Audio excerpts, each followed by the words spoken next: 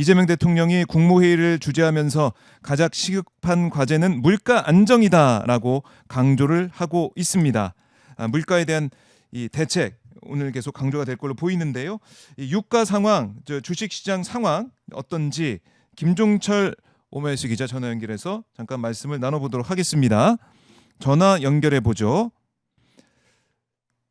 자, 네, 김 기자 안녕하십니까? 네, 안녕하십니까? 네, 지금 어디에 계세요? 아니, 저기 정부 세종청사 재정경제부에 나와 있습니다. 아, 예. 지금 상황이 상황인지라 현장에 네. 지금 내려가서 직접 또 취재를 네네. 하고 있는 걸로 저희가 이제 볼 수가 있는데 그렇습니다. 네. 일단은 오늘 코스피, 코스닥 상황 이것부터 좀 짚고 넘어갈까요? 어떻습니까?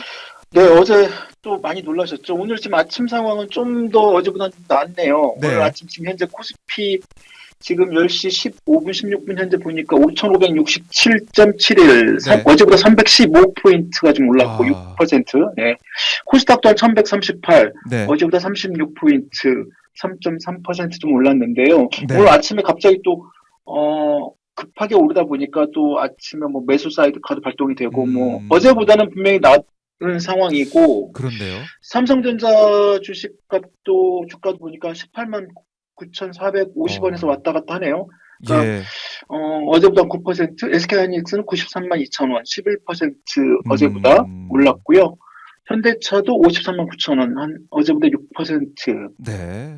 전체적으로 어제보다는 네네 좀 양호한 흐름을 보이고 있는데 아무래도 네. 그 밤새 트럼프 대통령이 그 기자회견을 했잖아요. 네. 그래가지고 그 기자회견에서 아무래도 뭐 전 세계가 이제 뭐 요즘 어제 오늘 계속 그 지금 분위기가 호르무즈의 봉쇄 이것 때문에 지금 기름값 폭등하고 미국도 마찬가지입니다만 네. 그런 어떤 물가 전반적인 국제 경제 그다음에 그 물가 뭐 이런 인상 이런 부분들은 미국도 마찬가지고 전 세계가 지금 굉장히 불안한 상황에서 트럼프 대통령이 기자회견에서 아마 전쟁이 꼭 끝날 것이다 라는 어떤 내용이 알려졌고 네.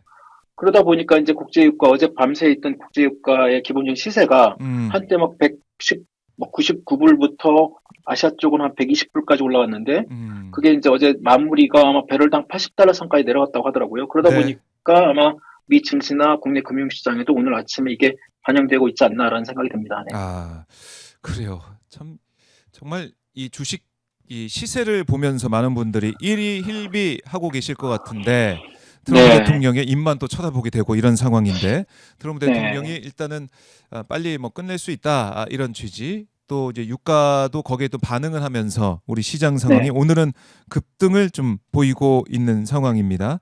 그런데 이 변동성이 심하다는 것은 부인할 수가 없는 거 아니겠습니까? 올랐다 내렸다 올랐다 내렸다 이런 건데 이 중동 전쟁 여파 장기화될 거라는 관점도 있고 김 기자는 어떻게 보십니까?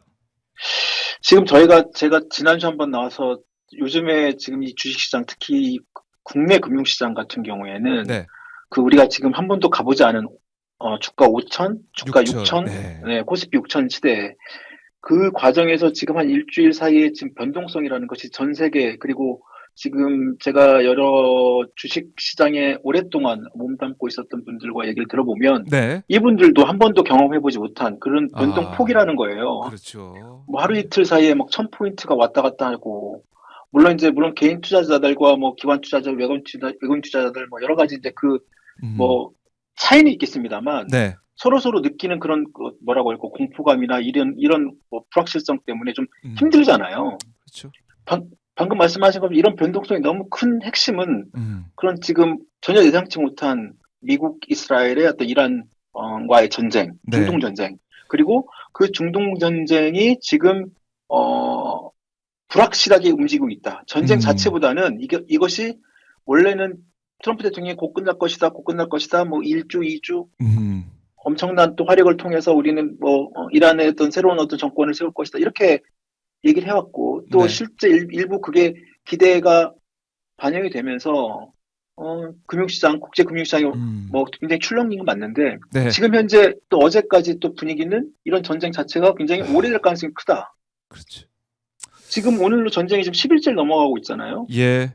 지금 이스라엘과 미국은 계속 군사 압박을 강화하고 있고 또 이미 뭐 어제 다 뉴스가 나왔습니다만 이란 차기 지도자로 하메네이의 둘째 아들 무지타바 하메네이가 지금 사실상 지금 선출이 됐고 네. 그 핵심이 이란 혁명 수비대가 이 무지타바 하메네이의 완전 복종 또 이런 전면 대응 의지 이렇게 나오고 네.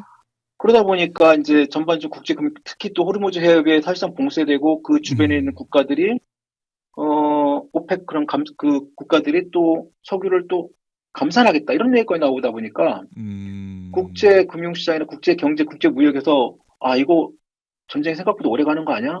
이렇게 되면 이게 굉장히 오래 가는 순간 이때부터는 이제 사실상의 이런 그 금융시장 자체의 흐름 자체가 전혀 다른 판으로 가는 거죠. 그러게 기본적인 기본적인 어떤 그런 유가가 가장 큰 영향을 받게 되는 것이고 좀 더 말씀을 드리겠습니다. 나중에 그런 국제 유가의 그런 그 변동폭과 국제 유가 굉장히 크게 오르면서 네. 특히 이 아시아 국가들 우리 뭐 아시다시피 아시아 그 중동선 석유에 대한 의존도가 높은 아시아 국가 특히 또 우리나라 지금 대의존도가 높은 나라 같은 경우에는 그런 그 비용 상승 그다음에 그런 뭐 수요 감소 뭐 경기 침체 이런 것들이 되게 보이니까 그것이 이제 선 반영되고 있다고 보면 됩니다. 네, 그래요. 이제 유가가 문제다라고 볼 수가 있는데 결국 두바이 이 원유에 의존하고 있는 우리 이제 경제 시스템이기 때문에 네. 더 그렇고 아까도 아시아 말씀하셨지만은 뭐 일본이나 대만 또 중국도 어떻게 보면 이란에서 이제 석유를 많이 수입하고 있는 나라기 때문에 여러 가지로 영향을 받을 수가 없습니다. 그러니까 변동성의 핵심 이 이란 중동 이 전쟁인데 봐야 될 것 같고 환율도 사실은 지금 많이 이제 튀어 있는 상황. 어제는 1,500원 가까이 갔더라고요. 원달러 환율이. 그러니까요. 이게 어제 원달러 환율이 지금 1,495원 수준까지 갔잖아요. 네. 이게 사실 1,495원도 이게 웬만한 경제 위기, 금융위기 상황 아니면 이렇게 올라간 적이 없습니다. 사실 1,495원 수준이라는 것이 지난 2009년 그때 우리 글로벌 금융위기 이후에 아마 1,495원 최고로 올라갔는데 아마 오늘은 좀 떨어진 것 같습니다. 네. 예, 그 1,470원대. 1,470원대까지 좀 내려왔죠.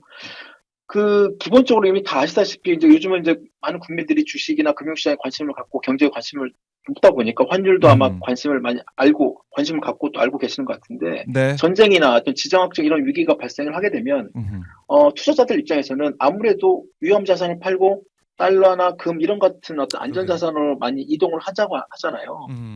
그러다 보니까 당연히 달러에 대한 수요가 커지는 거고 달러의 수요가 커지게 된다는 얘기는 달러를 더 많이 사려고 할 것이고 달러는 강해지고 상대적으로 그 달러와 같이 바꿀 수 있는 우리 원화의 가치는 약해지는 겁니다.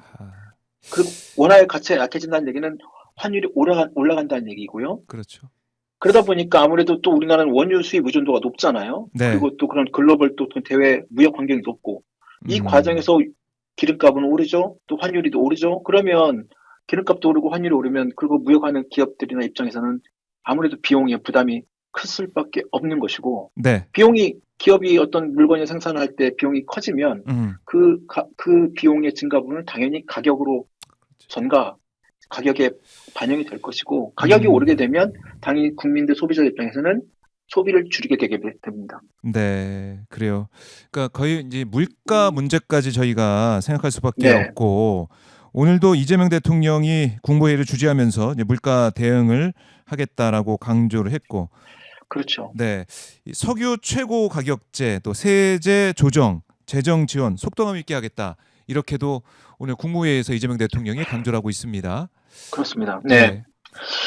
아마 오늘 그 지금 국무회의 에도 지금 저희 기자들도 지금 계속 그 국무회의 내용을 지금 보고 있고 아마 지금 각 경제부처 장관들 그다음에 그런 주요 부처 장관들이 아마 이번 그 어제 비상경제 점검 회의를 했었잖아요. 그 정부의 어떤 대응 방안을 아마 구체적으로 아마 국무회의 때 아마 나올 것 같고 아마 국민들도 막 그걸 유심히 보시면 될 것 같기도 합니다. 전반적으로 지금 정부 자체가 지금 상당히 긴장을 하고 있는 건 사실이고 그리고 어제 이재명 대통령도 그런 얘기를 했잖아요. 최악의 상황까지 염두에 두고 뭐 선제적으로 대응을 하라. 아까 말씀하신 것처럼 지금 아마 오늘 국무회의 때 이제 그 산업부가 이런 내용들을 발표를 할 것 같은데 말씀하신 것처럼 석유 최고 가격제 전체적으로 정부가 대응하고 있는 것이 한 4가지 정도로 지금 알려져 있어요. 일단 첫 번째는 석유 최고 가격제. 일단 이번 주부터 시행을 하기로 했습니다. 그게 이제 그 아시다시피 기름값이 일정 수준 올라가게 되면 그 올라가지 않도록 가격 상한선을 설정을 하는데요. 가격 상한선. 그렇습니다. 이게 어떻게 하냐면 지금 확정은 안 됐습니다만 지금 유력하게 검토가 되는 게 지금 국제 시세 나오고 있잖아요. 뭐 브렌트유, 지금 네. 4월 달에 뭐 인도할 뭐 브렌트유, 그다음에 뭐 이런 내용들이 가격들이 지금 국제 시세가 나오고 있는데 네. 그런 국제 시세에다가 일정한 마진을 붙여가지고 음. 정유사가 이제 그런 주유소에게 기름을 제공할 때 주는 그 가격 있잖아요. 공급 가격. 네. 그 공급 가격에 상한선을 두는 겁니다. 음. 정부가. 그러니까 이제 정유사 입장에서는 가격을 더 올리고 싶어도 정부가 이만큼만 올려 2,000원 이상은 안 돼라고 딱 정해버리면 정유사는 이제 그 주유소에다가 2,000원 이상 못 받게 되는 거죠. 만약에 이런 식으로 석유 최고 가격제, 가격 상한제, 최고 가격제 이게 이제 네. 정식 명칭인데 최고 가격제가 아마 시행이 되면 예. 이게 이제 사실상 이게 사문화된 조항이었는데 1997년 이후에 한 번도 정부가 시장에 개입해서 직접 기름값을 정한 적이 없었어요. 이번에 하면 이제 처음인 것 같고. 네. 두 번째가 이제 아까 그런 최고 가격제를 정하는 것과 그다음에 이제 지금 유류세를 추가로 인하하는 방안, 유류세 추가 인하와 에너지 가격 안정 이런 부분을 지금 준비하고 있습니다. 그러니까 어제 이재명 대통령도 언급을 했는데 유류세를 지금 추가적으로 인하할 수 있는 부분을 좀 검토해봐라. 그렇죠. 그렇죠. 그리고 2021년 11월 달에 지금 시작한 이후로 예. 세금을 이렇게 조정해주고 있는데 이걸 갖다가 이런 부분을 다시 한번 또 추가적으로 낮출 수 있는 방안을 한번 검토하는 거고 또 국민들에게 직접적으로 어떤 그런 유류세 어떤 혜택 내지는 에너지 가격 안정을 위한 어떤 직접으로 지원하는 방안 이것도 하나 있고요. 또 아마 이제 오늘 또 국민이 또 나올 수도 있는데 금융시장 안정 조치가 있습니다. 어제 뭐 대통령도 그런 말을 했습니다만 증시 안정 펀드, 그다음에 외환시장, 환율 부분에 대한 안정 조치, 네. 이런 그다음에 시장 변동성 관리 이런 부분도 좀 준비를 하고 있고 마지막으로 더 이게 또 시장이 더 내지는 이런 전쟁이 장기화되고 그다음에 유가가 굉장히 불안하고 그다음에 그런 유가 불안과 따른 어떤 전반적인 경제가 침체될 가능성이 높다라는 어떤 그런 이야기가 계속되면 아마 추가 경정 예산 이런 부분도 아마 추경. 네, 나올 가능성이 있습니다. 그러니까 이 비상 상황이다 지금. 그다음에 최악의 네. 상황을 대비해서 대응하겠다. 이 기조로 네. 이재명 대통령이 국민들을 안심시키기 위한 여러 가지 정책들을 생각을 하고 또 국무위원들과 논의해서 바로 실천을 할 거다. 이렇게 정리해 볼 수가 있겠네요. 자, 그렇습니다. 지금도 계속해서 국무회의가 진행이 되고 있습니다. 그러니까 유류 이제 최고 가격제 시행이 되면 기름값이 좀 내려간다고 봐야 됩니까? 어떻습니까? 아마 내려갈 수밖에 없습니다. 아마 지금 저도 엊그제 이제 기름을 한번 넣었는데요. 놀라셨죠? 놀랐습니다. 근데 보시면 저희 네. 집 근처에 이제 그 기름 주유소가 쭉 있는 곳이 있는데 아마 저희 시청자 여러분들도 보시면 아시겠지만 물론 대부분 개인 주유소 개별 주유소가 많고 정유사가 직영으로 하는 주유소가 있니다 제가 이제 넣은 곳은 직영 주유소였는데 거기는 일반 개인 주유소보다 한 리터당 한 200원 정도 쌌어요. 아, 그래요? 되게 많이 쌌죠. 그래서 제가 엊그제 넣을 때는 차들이 엄청나게 줄을 섰는데 그 옆에 있는 주유소 놔두고 왜냐하면 리터당 200원이면 되게 크잖아요. 그쵸. 이게 직영이다 보니까 아무래도 이제 정부가 아마 공정이나 아마 지금 정부가 지금 산업부나 지금 현장 조사 나가고 심지어 지금 구윤철 재경경제부 장관도 현장 가서 기름값 보고 그러지 않습니까? 지금 정부가 그러니까 당근과 채찍을 같이 하고 있고 이재명 대통령도 지금 그런 부분에서는 엄단의 의지를 지금 밝히고 있고 네. 그것이 직영하는 그러니까 정유사가 직접 운영하는 주유소 같은 경우는 바로 가격을 반영한 것 같아요. 그래서 가격이 지금 1,700원대까지 1,800 이하까지 떨어뜨린 주유소가 꽤 있습니다. 네. 그런 곳은 아니면 떨어뜨릴 것 같고, 예. 그다음에 아까 말씀하신 것처럼 이제 정유사가 그 주유소에게 파는 그런 공급 가격을 정부가 아예 그냥 딱 상한을 정해두면 아무래도 이제 그걸 받는 개별 주유소들 입장에서는 그걸 또 가격을 올릴 명분이 없잖아요. 그렇죠. 그러다 보니까 지금 현재보다는 아마 가격이 좀 떨어질 가능성은 있습니다. 네. 그래요. 저도 이 전쟁 전에 넣을 때는 1,600원대였는데 주말에 갔을 때 그렇죠. 1,900원대라서 1,900원대가 예, 거의 평균 1,900원에서 2,000원, 서울은 거의 2,000원대라고 보시면 되죠. 그러니까요. 깜짝 놀랐는데 자, 이걸 대응을 지금 정부가 하고 있고 또 이 4대 이제 정유사에 대해서 공정위가 어제 자료를 본사에 가서 확보를 하면서 담화 의혹 이것도 들여다보는 거 아니겠습니까? 그렇습니다. 이게 지금 제가 따로 말씀을 좀 드리기는 아직 그 엠바고 사항이 있기 때문에 따로 말씀을 못 드립니다만, 네. 깨지 않을 정도만. 지금 네, 공정위뿐만 아니라 공정위 외 다른 어떤 그 정부 경제부처, 경제검찰이라고 있는 부서가 또 움직일 겁니다. 네. 그래서 지금 그 공정위는 지금 정유사의 어떤 기름값 담합 관련된 현장 조사, 그다음에 자료 확보 이런 부분들 나서고 있고, 또 이것과 별개로 또 기름과 기름값 그 과정에서 지금 일부 또 뭐 여러 가지 그 불법적인 어떤 행태에 대해서 아마 또다시 아마 조만간 12시 전후로 또 정부의 어떤 그런 입장이? 발표가 또 있을 것 같습니다. 그러니까 아무래도 지금 공정위뿐만 아니라 경제부처, 그러니까 쉽게 말하면 기름값 안정 내지는 유가 안정을 위한 정부의 어떤 그 세제 개편, 뭐 유류세이나 국민들한테 직접 지원하는 방식, 네. 그다음에 가격 상한제 이런 부분에 어떤 유가 안정화 조치 플러스 그다음에 불법 현장에서 특히 이런 어떤 전체적 국민들이 같이 고통을 받는 이 시기에 네. 특정 어떤 특정 이익 목적을 위해서 움직이는 어떤 세력에 대해서는 정부가 또 단호한 어떤 입장을 보이겠다. 뭐 담합이나 아니 불법적인 유통이나 이런 과정에 정부가 행정력을 총동원하겠다는 입장도 지금 밝히고 있어요. 그러다 보니까 아무래도 이제 당근과 치즈가 같이 주는 거죠.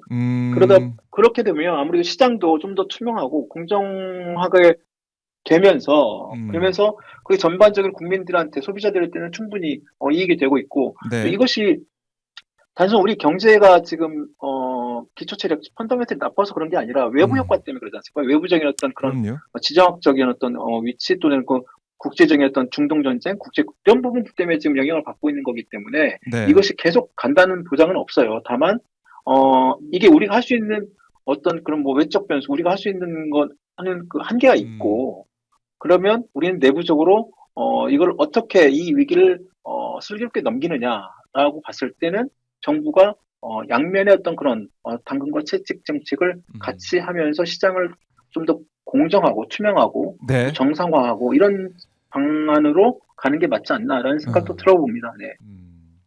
알겠습니다. 자, 오늘 또 이재명 대통령이 주재하고 있는 국무회의 결과까지 저희가 주시를 해보죠. 김 기자, 오늘 말씀 잘 들었습니다. 네네, 감사합니다. 네, 고맙습니다.